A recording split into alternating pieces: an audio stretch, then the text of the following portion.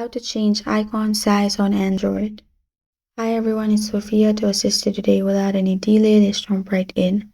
First, open settings on your device. You'll find this kind of screen pop up.